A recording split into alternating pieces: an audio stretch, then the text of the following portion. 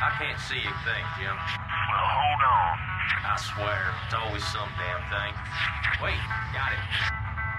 Ah, hell, this thing ain't gonna hold. Shut up. Scourge Ghyran seeking enlightenment. All right, let's all become enlightened after being too judgmental. Welcome, people of the realms, to a land of wonder, enchantment, and illumination. Because illuminatum was discovered in Europe, so they get to call it that. It's illumination in America, but it's illuminimium Asian in Europe. That was kind of a forced aluminum joke. Open your mind and you will learn much here today. I guess I should open my mind more. About the Lumineth Realm Lords and their Seasonal War update. May Adam Choker, the Enlightener, enlighten you.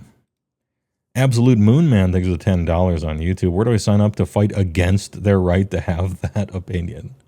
Thanks for the $10. I appreciate it. You did it, brother. That's it. You click the button that gives me $10, and then you are registered for service in the army against their right to have that opinion. I'm doing my part. Thanks for doing it. I appreciate it. Always fun to play along. The beast reeled as it was struck. Bro, chill, bro. Yo, hold on. That was a loud beast. I had this all turned up for the lady. Dude, Adam Troke, power voicing. All right. Chill. Anyway, enough about being judgmental about other races. Let's watch the Lumineth video. The beast reeled as it was struck, a bright beam of light transfixing it like a shimmering lance. Still it came on, bound for the Lumineth's Auralan phalanx. None amongst them would falter while the banner fluttered high. They knew the verdant grove must not fall. That was their charge, the foundation of their alliance with the forest folk. A second beam struck the beast, coring its bony carapace and shearing off a horn. It was stronger than the last, as the conclave of Cenari wrought their arcane arts in concert, magnifying their power. Yet it barely faltered, that mutated horror, which bayed and roared despite its horrendous wounds. The Auralan wardens braced their pikes and locked shields. That was when Altharion strode forwards into its path, swords bared in readiness.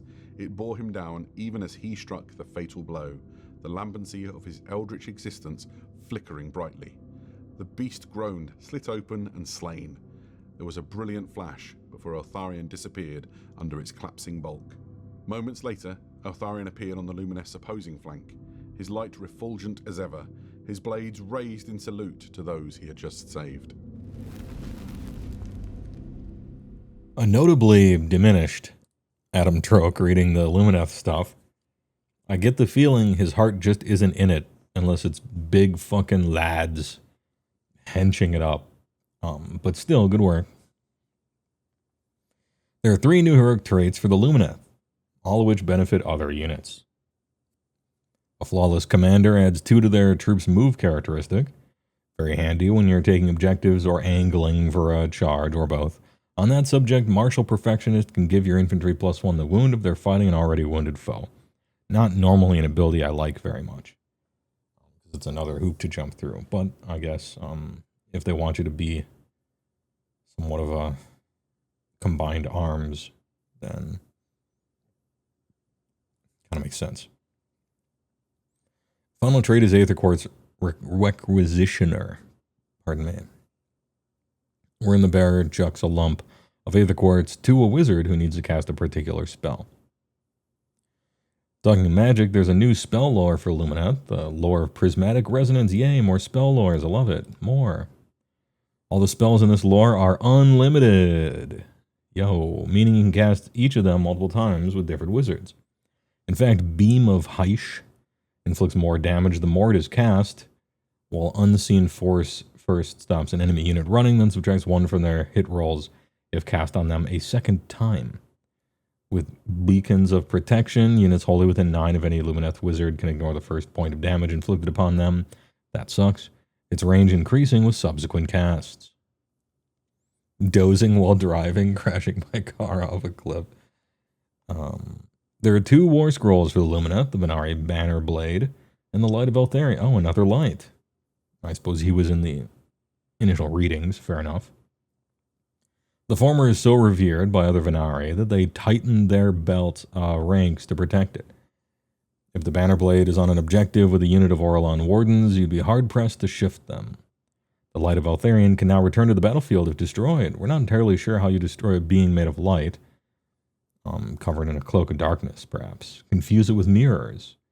Is that a Conan reference? Chuck a prism at it and turn it into colorful beams. I'll let you figure that out.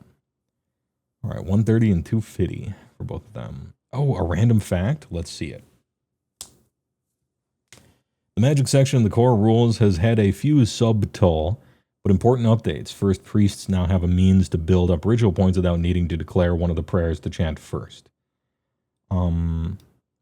That's probably a decent idea. I happen to be in an army where you can just choose one and it doesn't matter. You know, like your unlimited one, you can essentially spam it. It's not a big deal. But I'm sure there's some army where your only prayers that can be prayed for are like limited in some way, so that makes sense to add something like that. So they could just sit there juicing up for a while. And there's a reduced penalty if you happen to annoy your god, whether through meditation, intense concentration, or simply by sticking your fingers in their ears to drown out the sounds of Carnegie. They can now set their rituals in motion more efficiently with the universally known prayer sacred rites. The rules for manifestations have also had an update, bringing clarity to which rules apply. Once again, the rules for manifestations have once more, for the 10th time, had an update, bringing clarity to which rules apply to all manifestations and which apply only to moving or static ones. This sentence, in a vacuum, already tells me that they aren't clear enough.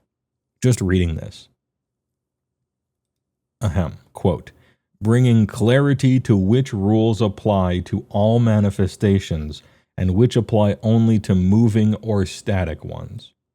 That almost is like a self-defeater. It already sounds too complicated. Just from that. But hey, all right. We'll be taking a closer look at them shortly. Sacred rites. Pick friendly priest. Make a chant roll. If you roll a 1, you remove 1 ritual point instead of D3. And then you just get a number of ritual points and it's unlimited and everyone can juice up. Yeah, just juice up. That's cool. Sacred rites. Fine. Yeah, that makes sense. And then the enhance, Lumineth. Aspects of enlightenment. So I'll go back for a second. Not a big deal.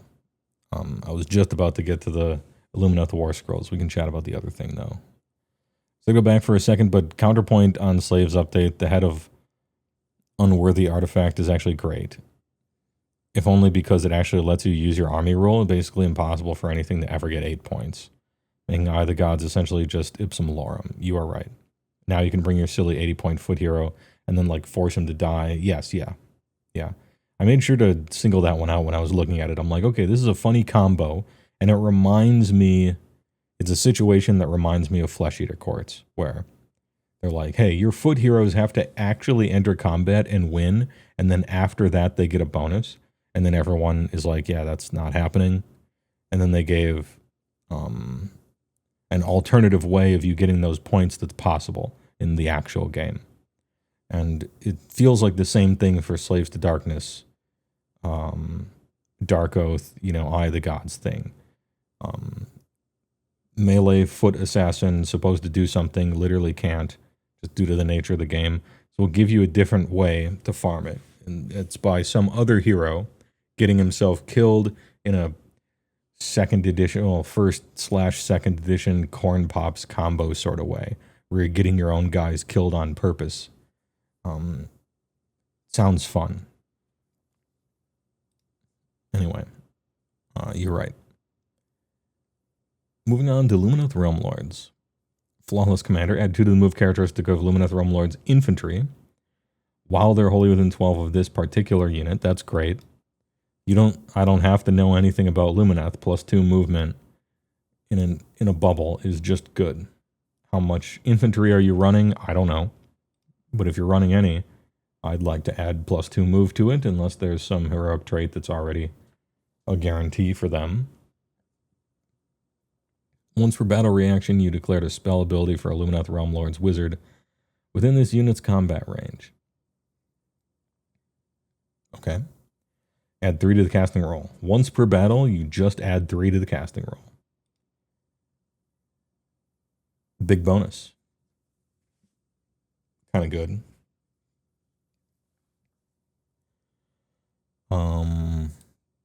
Can target self. That's good.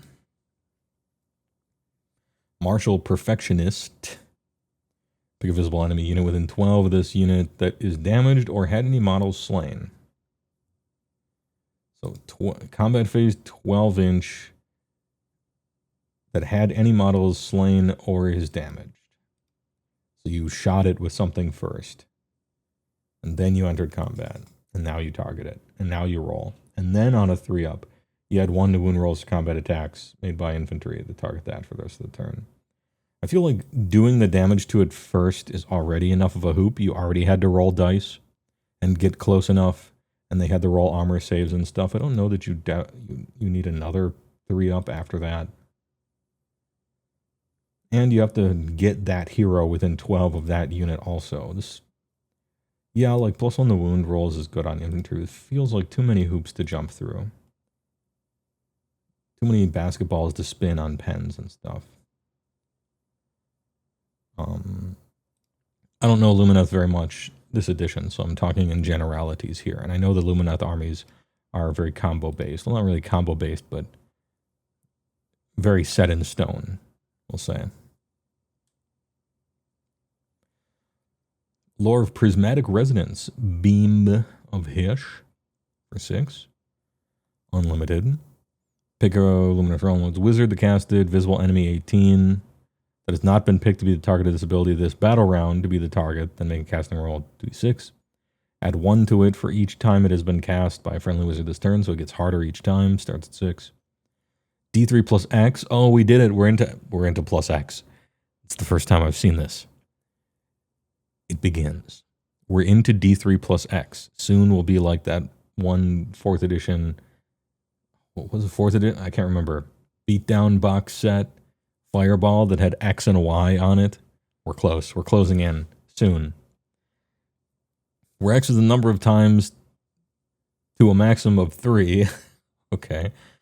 That this spell has been previously cast by a friendly wizard this turn.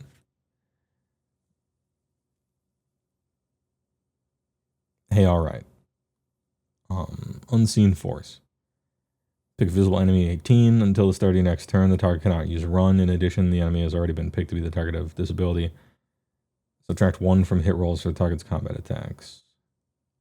And then Beacons of Protection. Until the start of your next turn, ignore the first damage point allocated to friendly non-monster realm lords. Add 3 to the range of each. Yeah, I don't care. Okay. I can't remember what the spell lores are like in the Lumineth book, but they probably are better than these.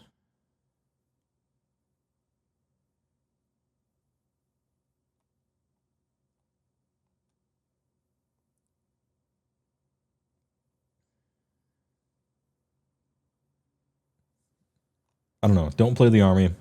Not sure. But these don't strike me as amazing. Maybe they just are.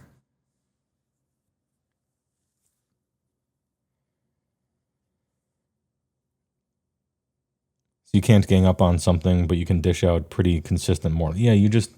Beam of Hish really is the standout to me. I know that, you know, casting the same spell on somebody once to give them -1, like kind of whatever, but Beam of Hish reminds me of some Lord Croak stuff in 3rd edition in a certain respect.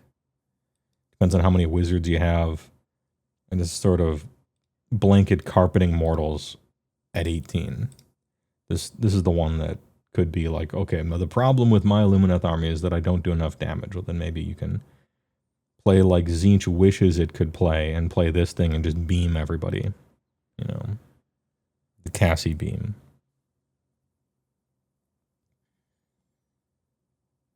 And the new War Scrolls, Light of Eltharion. 6634. 4 up wards. Oh, that's a big ward. 6-inch move sucks though. Searing Darts of Light. 12, 3, 2, 3, 2, D3. 5, 2, 3, 3, 3. Power weapon. And then anti-hero, anti-monster. 2, 2, 3, 1, 3. Alright, so he's a little Tasmanian devil. But he moves 6, I don't know.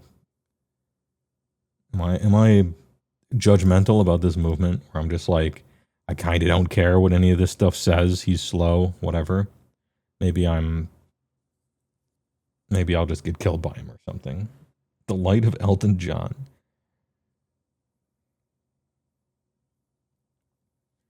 Surely, yeah, I guess what I would have to see is his move isn't really 6. His move is 6 plus whatever you can reasonably guarantee he always has as far as delivery mechanisms. And so add all those up and then show me his real movement, and then I'll say whether I like him or not. Once per battle reaction, you declare a summon ability for a Realm Lord unit, and this unit has been destroyed. That summon ability has no effect. Instead, you summon this guy.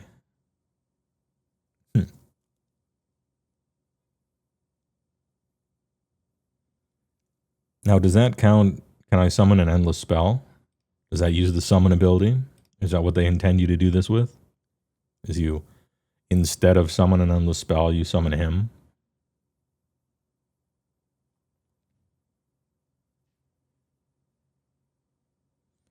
Imagine giving literally any ogre hero that attacks stat line.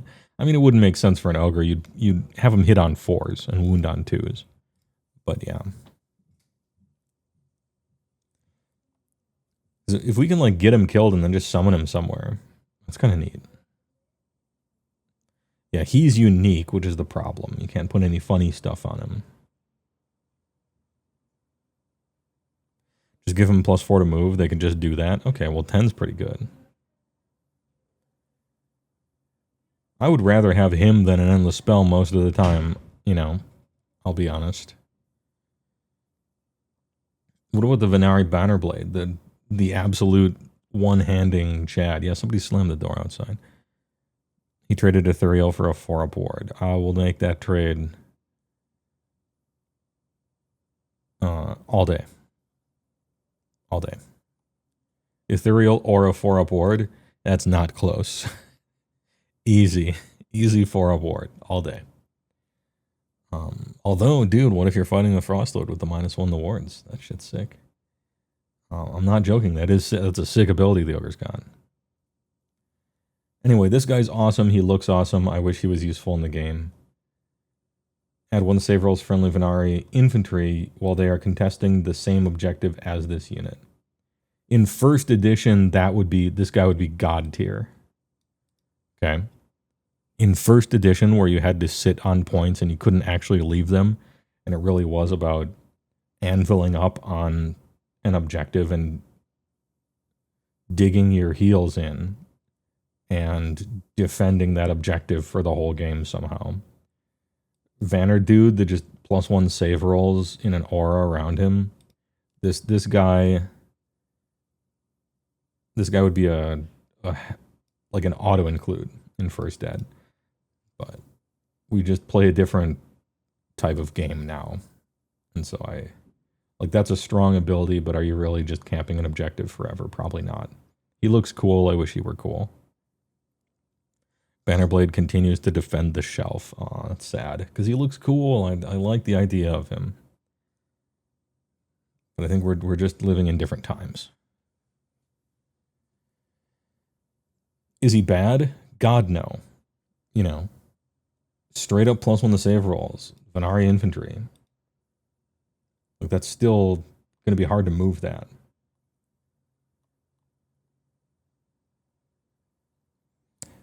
People quite often take Bannerlord on a tournament just because he's cheap and can take any Venari. Oh, so it's that too.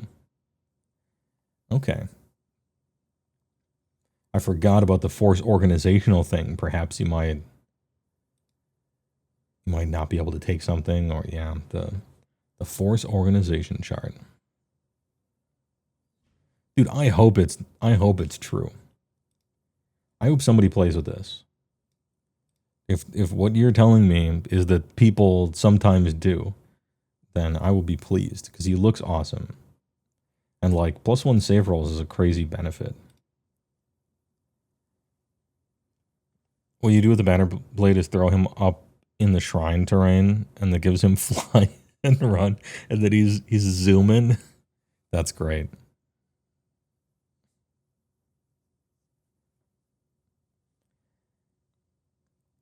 Anyway, good shit. What do I score this at?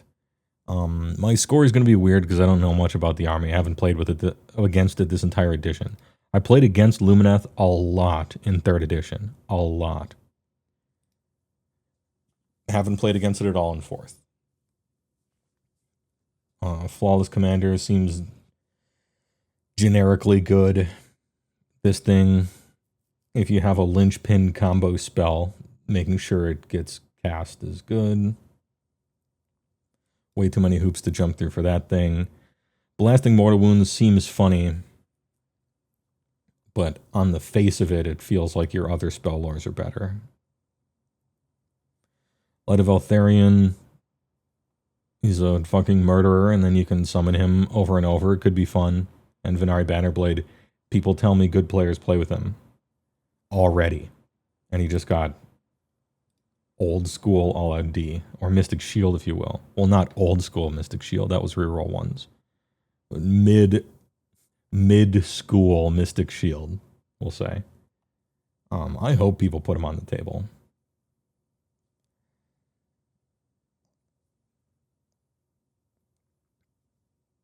Give him a silver wand and put him in the mech, dude. Putting him in the mech so he can zoom around on the flying citadel. Sounds great. I give this update, it's got to be at least a C, right? There's things that you might do here. Yeah, I'll give it a C- easy. Next. Where's my Slan Ish? And then also there's a Sunday preview that we got to look at.